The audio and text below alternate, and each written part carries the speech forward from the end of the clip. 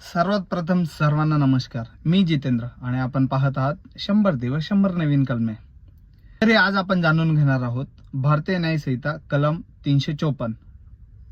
सध्या सोशल मीडियाचा वापर एवढा वाढलाय की कोणीही कधी कोणाच्याही धर्माबद्दल, कोणाच्याही जातीविषयक किंवा कोणाच्याही धर्माच्या भावना दुखावतील या पद्धतीने कमेंट या वक्तव्य कोणी देहभान विसरून किंवा कुणाच्या धर्माबद्दल पर्वा न करता हे आपण करत असतो. तरी अशा प्रकारे वक्तव्य कमेंट या सोशल मीडियावर अपमान करत असणार तर सावधान.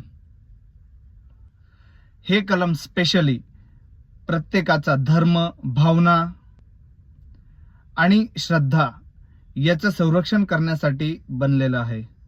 जर एखादा व्यक्ती जाणीवपूर्वक, जाणून बुजून, द्वेषाने एखाद्या धर्माचा अपमान करत असेल तर हा कलम लागू होत असतो.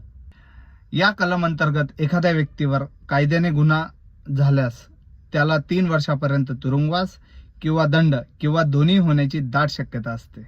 म्हणून कायद्याने जरी स्वातंत्र्य दिलेलं असेल, स्वातंत्र्याचा वापर करा, पण जाणीवपूर्वक. अशाच नवनवीन व्हिडिओसाठी YouTube चॅनलला सबस्क्राईब करा आणि फॉलो करायला विसरू नका. धन्यवाद.